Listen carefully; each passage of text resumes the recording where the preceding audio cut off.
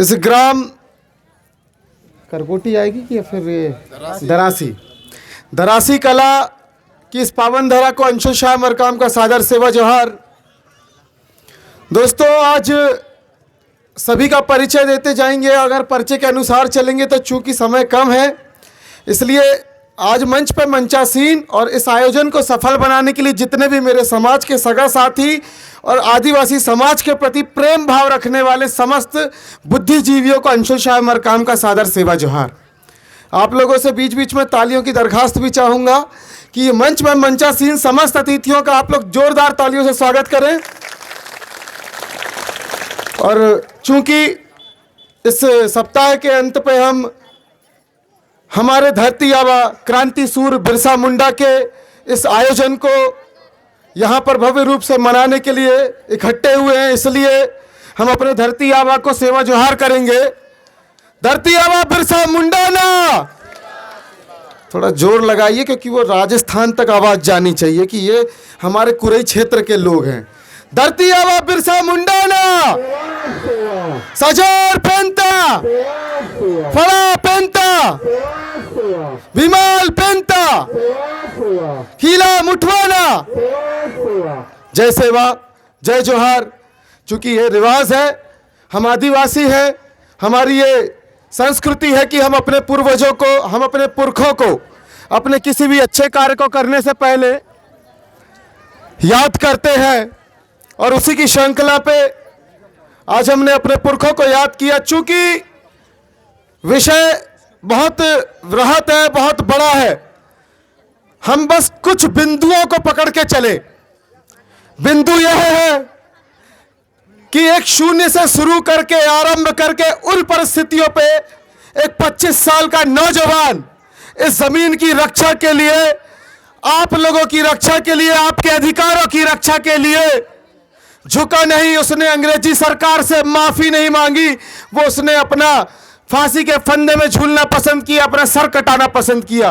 वो नौजवान कोई और नहीं बल्कि बिरसा था। आपको पता है बिरसा का असली नाम तो दाऊद था, दाऊद मुंडा। और जो लोग भगवान बिरसा मुंडा कहने जा रहे हैं उनको भी मैं नसीहत देना चाहता हूं, थोड़ा अपनी बुद्धि ठीक करें। धरती आबा का मतलब ही भगवान होता है, इसलिए उसको भगवान बिरसा मुंडा नहीं बल्कि क्रांति सूर्य बिरसा मुंडा कहने की पेशकश आरंभ करें। हम भगवान के कॉन्सेप्ट को नहीं मानते, हम इंसान के कॉन्सेप्ट को मानते हैं। और हमारी नैतिक जिम्मेदारी इंसानों की बस इतनी है कि जो इस प्रकृति ने हमें दिया है हम उस प्रकृति को वापस करें। जो प्रकृति ने हमें संरक्षण दिया है, जो प्रकृति ने हमको जीने का अधिकार दिया है, सबसे बड़ा अधिकार जीने का अधिकार दिया है, जो पंचशील की व्यवस्था दी है, हम उसको वापस करने का यहाँ पे दमखम दिखाएं। यही हमारी नैतिकता है, यही हमारा धर्म है, यही हमारी संस्कृति है। क्योंकि आदिवासी की पहचान जिस पर चारों तरफ से हमला किया जा रहा है, आज आदिवासी को क्या कहा जाता है कि आप वनवासी बन जाओ, यही कहा जाता है ना। एक समय पर जब भारत के अंदर आज से सैकड़ों साल पहले जब आदिवासी यहाँ का मालिक हुआ करता था, तब यहाँ पे जंगल थे। अब ये जंगल को खत्म कर रहे हैं, ये जंगलों को नष्ट कर रहे हैं। और इसलिए जंगलों को जब ये पूरा खत्म कर देंगे और उसके बाद आज आपको कहेंगे कि आदिवासी नहीं वनवासी बन जाओ, और जब इनके जंगल पूरे खत्म हो जाएंगे और जंगल के जगह पर टाटा बिरला अडानी अंबानी ये लोग फैक्ट्रियां खोल लेंगे, तो आपको कहेंगे आप तो आदिवासी कहाँ हो, आप तो वनवासी हो, और वन बचा नहीं, अब आप यहां से स्वर्गवासी हो जाओ। ये इनका षड्यंत्र है, इसको जानना पड़ेगा मेरे भाई। आज हमारी जमीन पर बाहर से आदमी आता है, आज हमारी व्यवस्थाओं पर बाहर से आदमी आता है। हमारी परंपरा हुआ करती थी कि कोटवार उसकी आवक जावक लिखता था कि हमारे गांव में कौन आया है कौन गया है। आज क्या वो व्यवस्था बची? उस पर चारों तरफ से हमला कर रहे हैं, उसको तोड़ना चाहते हैं, उसको खत्म करना चाहते हैं। आपको पता है ये दम भर रहे हैं कि हमने 15 नवंबर को पेसा एक्ट लागू किया है। अरे पेसा एक्ट लागू करने के नाम पे इन्होंने जो छलावा किया उसको जानिए। इन्होंने उस ग्राम पंचायत को, उस ग्राम सभा को पैसे की स्वायत्ता नहीं दी।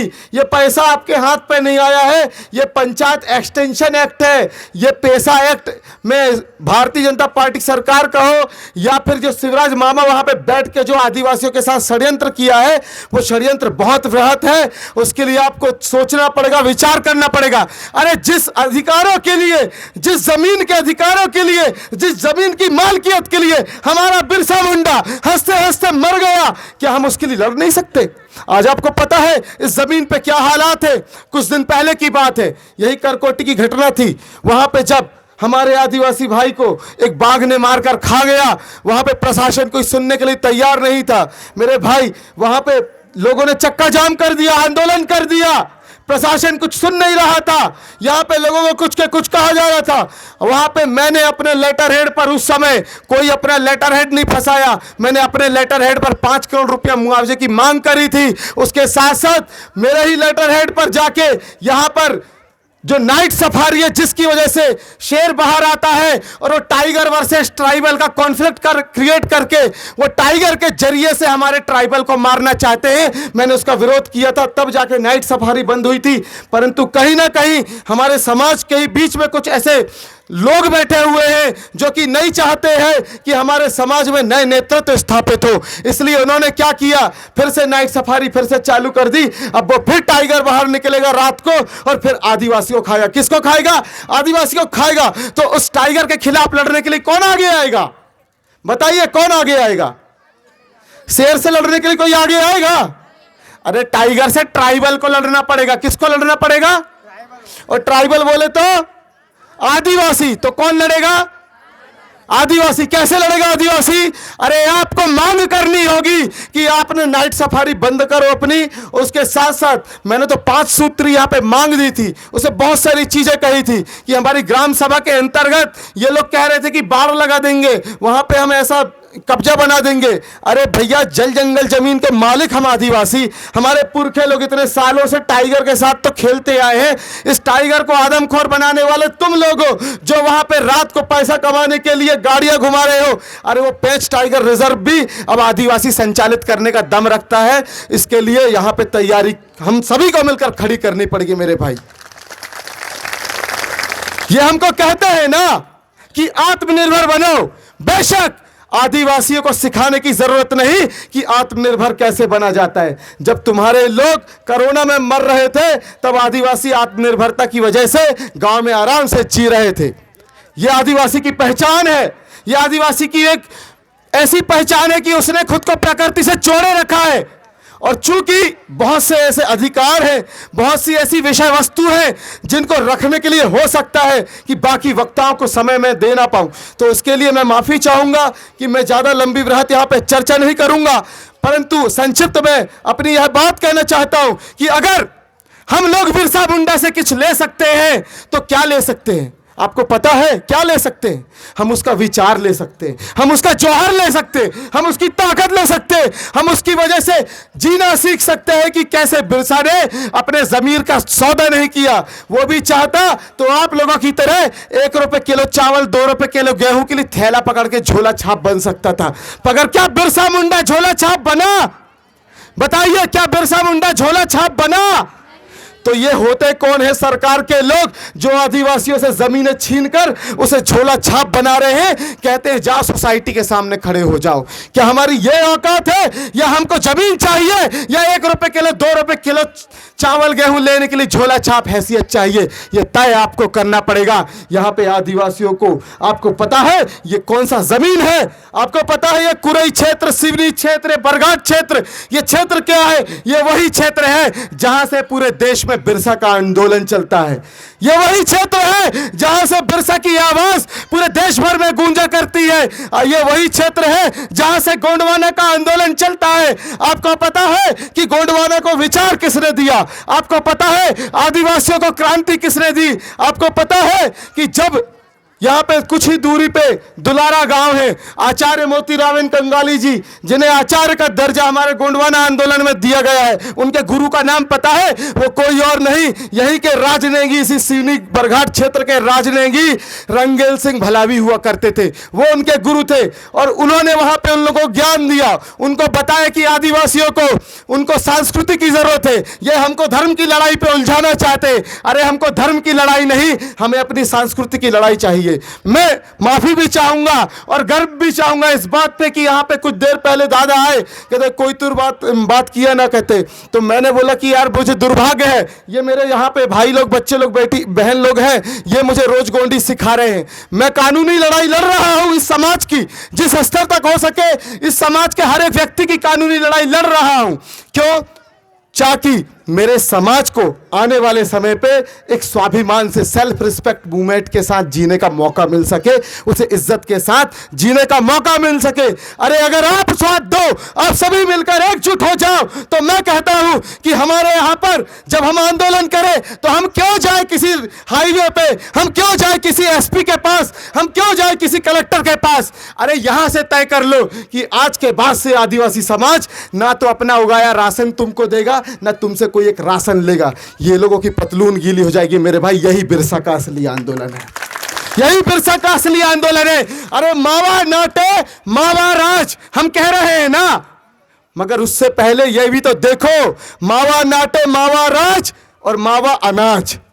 जब तक मावा अनाज सेफ नहीं करोगे तो तुम्हारा पौष्टिक अनाज ये बाहर ऊंचे कीमत में बेच रहे हैं और तुमको ये रद्दी क्वालिटी का घुन लगा हुआ गेहूं चावल खिला रहे हैं, जिसमें ना जाने कितने प्रकारों की दवाइयां हैं। आपको पता है एक बात और, दवाइयों से याद आया कि हमारे देश पे एक षड्यंत्र चला।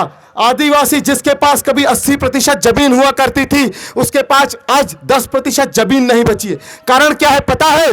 कि ये भोले भाले आदिवासियों का शोषण कैसे कर रहे हैं। ये लोगों ने अपने टारगेट पूरे करने के लिए आदिवासियों की नसबंदी कर डाली और प्रमोशन पाया, टारगेट पाया। उसका रिजल्ट क्या हुआ कि आज आदिवासी बचा नहीं। ये बात करते हैं लव जिहाद की, ये बात करते हैं यहाँ पे सांप्रदायवाद की। अरे मेरे को इतना पता है कि मेरे इस आदिवासी समाज को कुछ नहीं चाहिए। मेरे आदिवासी समाज को सिर्फ और सिर्फ चाहिए तो उसको स्वाभिमान से जीने के लिए उसकी संस्कृति का और उसकी जमीन का अधिकार चाहिए, और उसके लिए समाज एकजुट होकर लड़के रहेगा। बोलो हम सब लड़ेंगे कि नहीं? लड़ेंगे। आप कहना जीतेंगे। लड़ेंगे, लड़ेंगे। डर रहे हैं क्या आप लोग बोलने से? तो लड़ाई कैसे लड़ेंगे? हम लोगों के ऊपर एफआईआर होती है। हमारे ऊपर जब एफआईआर किए तो हमने पुलिस को ही उल्टी नक्की घुमा दी। हमने पुलिस को जब एफआईआर, यहाँ पे हम लोगों के ऊपर 80 लोगों के ऊपर एफआईआर हुई थी बरगा, ये करकोटी वाले केस में। आपको पता है कि नहीं कितने लोग उस आंदोलन में गए थे मोहगांव? कितने लोग मोहगांव गए थे? मोहगांव सड़क कितने लोग गए थे? चक्का जाम में कितने लोग गए थे बताइए? हाथ खड़े कीजिए। मैं तो गया था। गए थे ना? अब ये बताइए उसमें एफआईआर हुई थी कि नहीं? उस एफआईआर के खिलाफ मैं सीधे जबलपुर की स्पेशल कोर्ट पहुंच गया और यहां के पुलिस वाले को बोला कि लेके आओ तुम्हारी चार्जशीट। आदिवासी तुम्हारे पास हस्ताक्षर करने नहीं आएगा, तुमको आना होगा जबलपुर और वहां पे आओ। और उन्होंने लिख के दिया कि हम किसी आदिवासी की गिरफ्तारी नहीं करेंगे। हम ऐसा एफआईआर जो किया है ये किसी आदिवासी को गिरफ्तार नहीं करेंगे। ये यहां पर मैं जबलपुर कोर्ट से लेके आया आदेश, इसलिए आज की डेट में एक आदिवासी कोई हाथ नहीं लगा पाया। वरना ये क्या करते? आदिवासी को गिरफ्तार करते, उसका शोषण करते। आज कितने सारे आदिवासी, आपको पता है मध्य प्रदेश के अंदर अगर जेल के अंदर सबसे ज्यादा कोई बंद है तो कौन बंद है? आदिवासी। और आदिवासी को ही क्यों बंद किया गया? क्यों? क्योंकि आदिवासी के पास जमीन है और जमीन के अंदर इतना खनिज दबा हुआ है, इतना माल दबा हुआ है कि इसी खनिज के बदौलत ये लोग अडानी अंबानी रईस बन रहे। आपको पता है कि यह अडानी अंबानी से ज्यादा रईस आदिवासी है, परंतु रईस तब है जब वो संगठित हो जाए। तो आप लोग कितने लोग यहां पे तैयार है संगठित होने के लिए? बताइए, होंगे ना? लड़ेंगे। बस आप लोगों को अंतिम नारा कहना चाहूंगा, एक तीर एक कमान कहूंगा। एक तीर एक कमान, एक तीर एक कमान। और आपको कहना है भारत देश हमारा है। जय जोहार का नारा है, जय जोहार का नारा है। लड़ेंगे। बहुत बहुत धन्यवाद। मैं धन्यवाद प्रेषित करता हूं बाबा साहब अंबेडकर को कि जो आपने हमको इतना अच्छा संविधान दिया, अधिकार दिलवाया, जिसकी वजह से आज हम इस मंच पे खड़े होकर अपनी बात अपने समाज के बीच रख पा रहे हैं। मैं धन्यवाद प्रेषित करता हूं बिरसा का कि उन्होंने आंदोलन करके एक विचार हमको दिया, जिस वजह से हम समाज को, आदिवासी समाज को संगठित करके उसके अधिकारों के लिए लड़ पा रहे हैं। और साथ ही धन्यवाद प्रेषित करता हूं कि बाम से बनाने वाले वामन मेश्राम जी का, और उनको धन्यवाद स्पेशली इसलिए कहूंगा कि मेरे वक्तव्य की पहली शुरुआत उन्हीं के समक्ष हुई थी आज से बहुत से 10-15 साल पहले। यहाँ पे आपका जो मिशन स्कूल में वो आए हुए थे, तब मैंने पहली बार जीवन में अपनी बात रखा था तो उन्हीं के सामने रखा था। वो बात क्या रखा था वो इधर रख नहीं सकता, परंतु मैं धन्यवाद उनका भी प्रेषित करता हूं। और उसके साथ साथ धन्यवाद प्रेषित करता हूं उन तमाम बुद्धिजीवियों का, उन तमाम संगठनों का कि जो विभिन्न विभिन्न रूप से हमारे आदिवासी समाज, इस दलित समाज, इस उपेक्षित समाज और पिछड़ा वर्ग समाज और माइनॉरिटी कम्युनिटी की आवाज अपने अलग अलग स्तर पर उठा रहे हैं। और धन्यवाद प्रेषित करता हूं उन समस्त सवर्ण समाज का भी जो आदिवासियों के प्रति प्रेम भाव रखते हुए, जो मूल निवासियों के प्रति प्रेम भाव रखते हुए उनकी आवाज के लिए उठाते हुए संघर्ष कर रहे हैं। और इसी के साथ धन्यवाद प्रेषित करता हूं कि जो आपने इतने प्यार से मुझे सुना। धन्यवाद। जोहार।